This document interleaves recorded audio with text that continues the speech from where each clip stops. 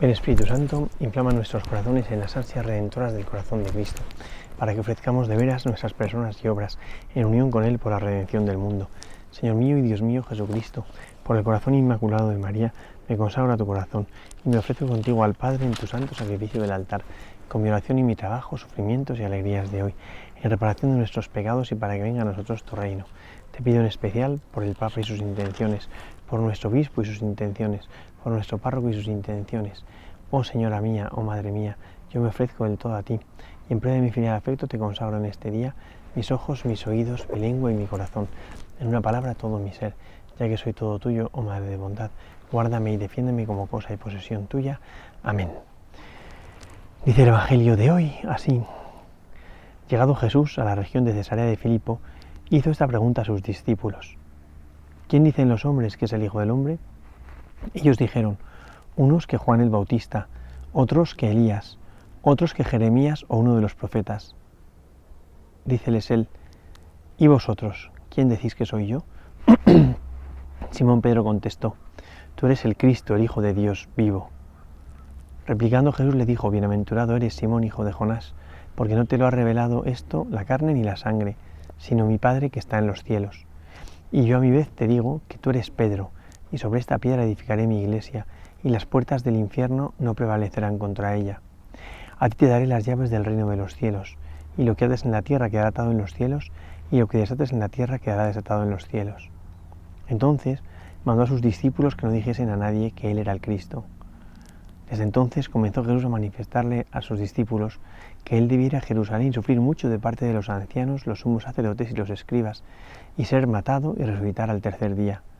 Tomando la parte de Pedro, se puso a reprenderle diciendo: lejos de ti, Señor, de ningún modo te sucederá eso.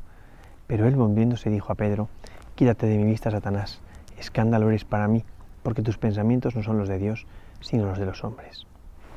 Es un evangelio impresionante, y que la Iglesia nos proponga leerlo todo entero todavía es más impresionante, porque es como la respuesta de San Pedro a la iniciativa de Jesús, a la pregunta de Jesús, pero una pregunta pues muy fuerte, ¿no? El Señor primero pregunta: ¿quién dice la gente que es el Hijo del Hombre? Está en la región de Cesarea de Filipo, dice, y pregunta quién dice la gente que es el Hijo del Hombre, y pues dan todas las distintas opiniones que hay, ¿no? Pues unos dicen que es Juan el Bautista, otro que es uno de los profetas, otros que es Elías, ¿no?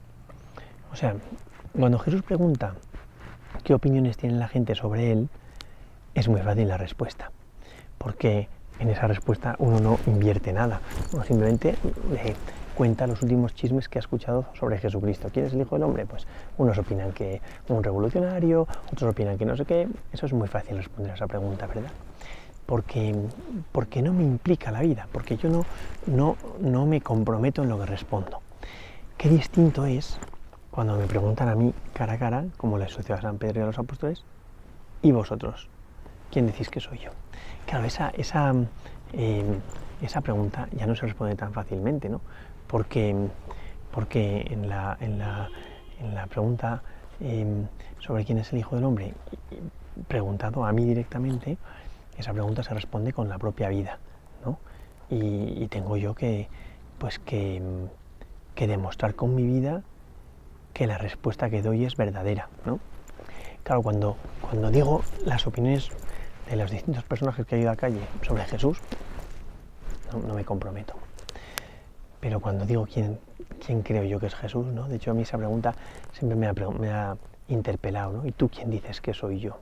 Pero ese tú quién dices que soy yo no vale decir tú quién dices que soy yo, sino tu vida, quién dice que es Jesucristo, ¿no? O sea, una persona que no te conoce y que te ve desde fuera, ¿no? ¿Qué entiende? ¿O quién entiende que es Jesús para ti? Porque depende de cómo vivas, eso es Cristo para ti. No vale decir que Jesús es el Señor, que es mi Dios, cuando luego no lo tengo colocado en el centro de mi vida. No vale que yo diga que Jesucristo es el Salvador, cuando luego yo busco todo tipo de salvaciones y de ayudas en otras cosas que no son el Señor. O sea, a esa pregunta se responde con la propia vida. ¿y vosotros quién decís que soy yo? De hecho, fijaos cómo cuando Jesús pregunta al principio, ¿quién dice la gente que es el Hijo del Hombre? Buah, rápidamente todos los apóstoles se lanzan a responder, ¿no? Dice, ellos respondieron, ¿no? Rápidamente, unos que Juan el Bautista, otros que Elías, otros que Jeremías, uno de los profetas y tal, ¿no? O sea, empiezan como a decir qué opinan, ¿no? Y cuando se trata de decir, no, pero ¿tú quién opinas que soy yo? ¿Tú quién opinas que soy yo? ¿Qué dices tú con tu vida que es Cristo? Claro, eso ya es muy distinto, ¿no? Eso ya es otra cosa, ¿no? ¿Y vosotros quién decís que soy yo? Simón Pedro contestó, tú eres el Cristo, el Hijo de Dios vivo. Fijaos que el propio San Mateo, como San Marcos, contiene la respuesta de San Pedro. O sea, dice, San Pedro respondió. O sea, es San Pedro el que toma la palabra y responde. Y que un judío diga lo que dice San Pedro, me parece que es tan impresionante, porque dice, tú eres el Cristo, tú eres el Mesías, con lo cual ya no tengo que esperar a nadie más, toda mi espera se ha visto colmada en el encuentro contigo, o sea, te encuentro a ti, Señor, y ya no necesito buscar más, porque en el encuentro contigo se colma la respuesta, ya está, ¿no? No tengo que seguir esperando, ¿no? Tú eres el Mesías, el Cristo, el Mesías, ¿no? Aquel en quien tengo que esperar, el Hijo de Dios vivo. Eso también es otra cosa tremenda en la vida de un judío, ¿no? El Hijo de Dios, o sea, es Dios mismo, ¿no? Pero además vivo, con quien se puede tener una relación personal, ¿no? Claro, si yo respondo esto a la pregunta de Jesús, ¿tú quién dices que soy yo? Ya no puedo tener otras esperanzas en otras cosas que no sean el Señor, sino que espero solamente en Él, ¿no? Y le busco a Él, y como el deseo de mi vida y mi ansia y todo lo que quieras es Jesucristo, ¿no? Y digo, además, si digo que es el Hijo de Dios, exige por mi parte una fe en Él. No vale decir que es el Hijo de Dios y yo vivir de espaldas, ¿no? Que eso hace mucha gente, a mí eso me deja muy sorprendido, ¿no? Que hay muchos cristianos que dicen, sí, yo creo mucho en el Señor, pero luego a la hora de la verdad, aquí no creen en el Señor, porque ponen su esperanza en otras cosas, ponen su felicidad en otras cosas, adoran a otras cosas, ya sea el dinero, la fama, la gloria, lo que sea, ¿no? La vida como dona, me da igual, ¿no? Pero al final Jesucristo no es para mí Dios. Bueno, pues para San Pedro sí. Dice el Mesías, el Cristo, el Hijo de Dios vivo. Y es precioso como cuando él compromete su vida y responde al Señor, el Señor le va a decir también a San Pedro, ahora quién es San Pedro para él. Y eso también es preciosísimo, ¿no? Porque dice, bienaventurado eres Simón, hijo de Jonás, porque no te ha revelado esto ni la carne ni la sangre, sino mi Padre que está en los cielos, ¿no? O sea, el Señor, y esto también es una maravilla, ¿no? Porque se cumple lo que dice San Pablo, nadie puede decir Jesús es el Señor si no es bajo la acción del Espíritu Santo. El Señor entiende que San Pedro en estos momentos está bajo la acción del Espíritu Santo. O sea, que San Pedro está siendo dócil al Espíritu Santo que le está sugiriendo cuál es la respuesta a esa pregunta, cuál es el misterio de Cristo. Jesucristo es el Hijo de Dios vivo y el Mesías, ¿no? Bienaventurado eres Simón, hijo de Jonás, porque esto no te ha revelado ni la carne ni la sangre. Es decir, es una expresión súper judía, que lo que viene a decir es que esto no te viene por nada humano, sino que es una pura revelación directa de Dios. Y dice, sino que es mi Padre que está en los cielos el que te lo ha revelado. O sea, es Dios mismo el que te ha enseñado quién soy yo. También se cumple lo que dice Jesús en el Evangelio de San Mateo, en el capítulo 11, cuando dice, te doy gracias, Padre, Señor del cielo y tierra, porque has ocultado estas cosas a los hombres entendidos, se ha revelado a gente sencilla. Dice, y nadie conoce al Hijo sino el Padre, y nadie conoce al Padre sino el Hijo, y aquel a quien el Hijo se lo quiera revelar, ¿no? Entonces, al Hijo lo conoce el Padre, y es el Padre el que nos insinúa, el que nos revela, el que nos concede conocer el misterio de Jesús, ¿no? Como a San Pedro. No te lo ha revelado ni la carne ni la sangre, sino que es mi Padre que está en los cielos, el que te lo ha revelado, ¿no? Y una vez que uno se compromete con Jesús y muestra quién es Cristo para él, Cristo va a decir también quién soy yo para él, ¿no? También esto es una maravilla, ¿no? Porque al final es como un comprometerse uno con el otro, ¿no? Y Cristo entonces dice, ¿no? ¿Y quién eres quién es Pedro para Cristo, ¿no? Dice, y yo a mi vez te digo que tú eres Pedro, ¿no? El nombre que le puso, ¿no? Pedro, piedra, y sobre esta piedra edificaré mi iglesia, ¿no? Por mucho que los protestantes se empeñen, aquí hay una clara alusión al primado de San Pedro, porque el Señor claramente le está indicando que el fundamento de la iglesia va a ser la fe de Pedro. Tú eres Pedro y sobre esta piedra edificaré mi iglesia, ¿no? O sea, no es sobre ninguna otra cosa, sino sobre la fe de Pedro, sobre la que se edifica la iglesia católica, la iglesia de Cristo, ¿no? Se edifica sobre la fe de San Pedro, porque San Pedro se ha comprometido respondiendo a esa pregunta, implicando su propia vida. Por eso Jesús también como que se compromete con Pedro y le dice, tú eres Pedro, sobre esta piedra edificaré mi iglesia. Y le da una promesa a San Pedro que es impresionante, y el poder del infierno no la derrotará. A mí eso me parece que es grandioso.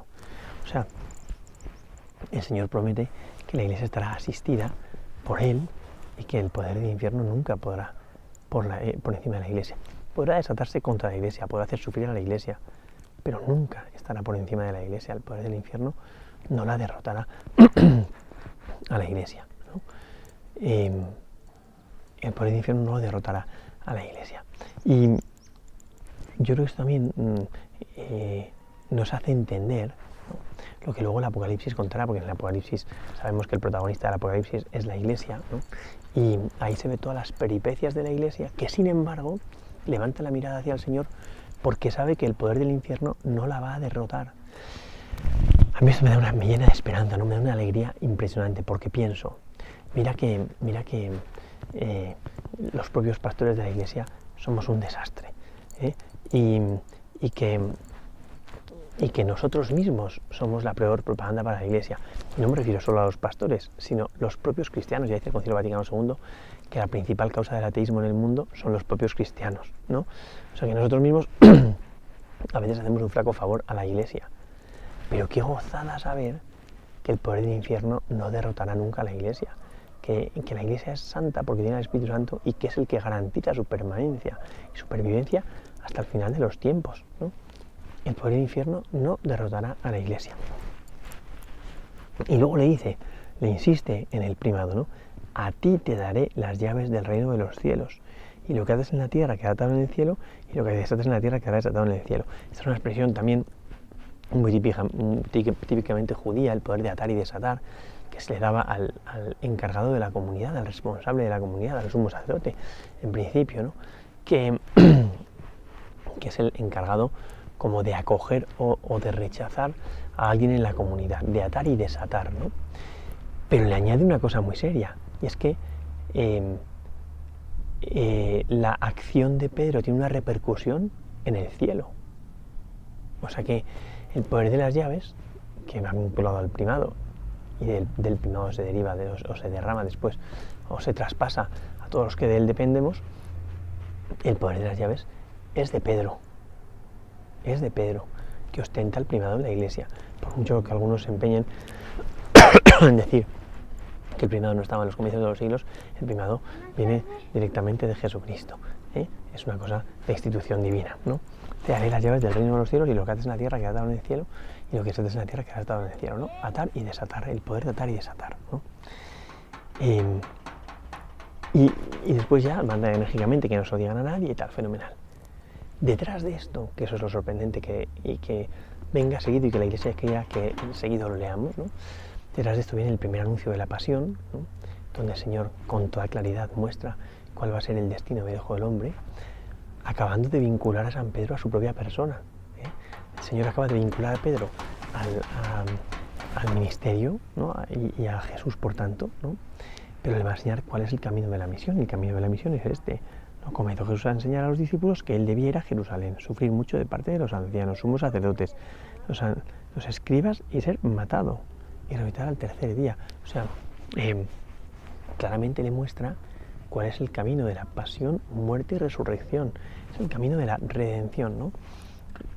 En ese camino de la redención, Jesús lo dice con toda claridad, sin ningún tipo de de cortapisas, ni endulzamiento de las cosas, no, a las claras, dice Jesús, ¿no? Porque es verdad que el Señor siempre muestra el camino pues con toda seriedad y con toda claridad, ¿no? Y una vez que ha mostrado ese camino, entonces aparece la reacción de Pedro, al que acaba de nombrar primado. Es que es una cosa tan impresionante, porque se ve que Pedro, quieras que no, al final es un hombre y actúa así y reacciona como hombre que es, ¿no? Y entonces protesta, dice, lejos de ti, Señor, eso, no te puede pasar eso. De ningún modo te sucederá eso.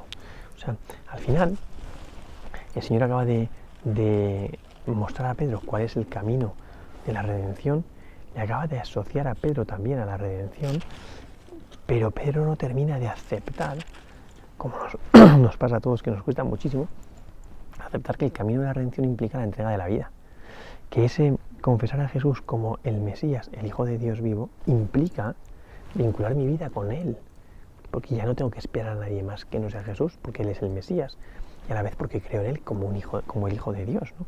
De tal manera que vinculo mi vida a la suya.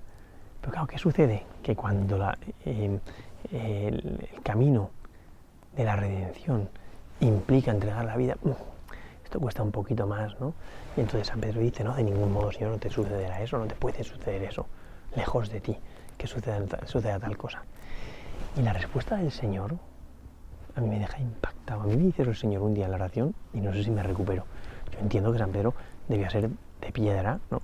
Debía ser duro como la piedra, por eso Jesús le da el poder de las llaves y le coloca como el primado, porque a mí me dice eso y no me levanto de la depresión que me entra. Le dice el Señor, cuando dice eso San Pedro, dice, literalmente es ponte detrás de mí, Satanás, ¿no? O sea, quítate de mi vista, es no me entorpezcas el paso, Satanás. Escándalo eres para mí, piedra de tropiezo eres para mí, tentación eres para mí, porque tú piensas como los hombres, no como Dios, ¿no?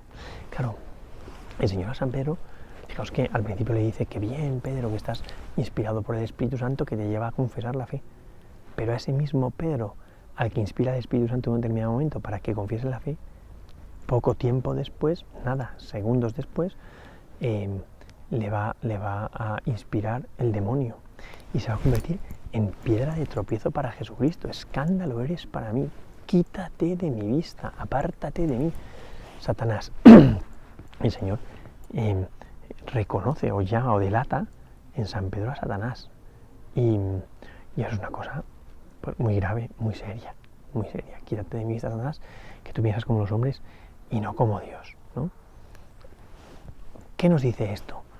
Pues que hay que estar muy en guardia, porque efectivamente podemos responder como San Pedro en algún momento, inspirados por el Espíritu Santo, mostrando a Jesús la fe que tenemos en Él, que estamos dispuestos a implicar nuestra vida, entregar nuestra vida. Lo mismo les pasó a los hijos de Zebedeo, cuando les dice la madre de los Zebedeo, pon uno de mis hijos a tu derecha o a tu izquierda, y él dice, fenomenal, ¿podéis beber el cáliz y beber? Sí, somos capaces de beber el cáliz y de bautizarnos con tu bautismo. Y Jesús dice, bueno, pues eso lo haréis, pero puesto a mi derecha o a mi izquierda no me toca a mí concederlo, ¿no? O sea, al principio, qué bonito que queráis estar vinculados a mi propia misión, que pasa por la pasión, pero qué pena que luego no vais a querer llegar hasta el final en el momento de la pasión. Luego más tarde sí, porque seréis sostenidos con el Espíritu Santo. Pues a San Pedro le pasa lo mismo, y a nosotros también.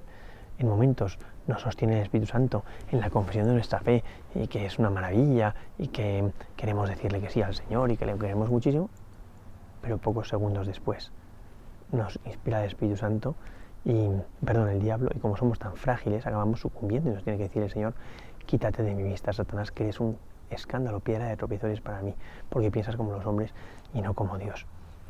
Yo os invitaría hoy a que con mucha humildad, como San Pedro, dudemos de nosotros mismos y pidamos al Señor que nos inspire constantemente, el que sea el que nos sostenga en nuestro testimonio, de tal manera que podamos siempre confesar al Señor como el Mesías y como el Hijo de Dios, y que sin embargo seamos capaces de resistir la repugnancia que nos provoca muchas veces cuando estamos inspirados sobre todo por el mal espíritu, como diría San Ignacio de Loyola, la repugnancia que nos provoca la entrega de la vida, el dar la vida en serio. O sea, que seamos capaces de mantener nuestro testimonio y llegar hasta el extremo, como han llegado tantísimos en la historia de la Iglesia, que han sido capaces de dar la vida por Jesucristo. Gloria al Padre, al Hijo y al Espíritu Santo, como era en el principio, ahora y siempre, por los siglos de los siglos. Amén. Hemos grabado esta meditación desde la iglesia de Chuipe, del Señor de la Agonía, el santuario que hay aquí en Punín.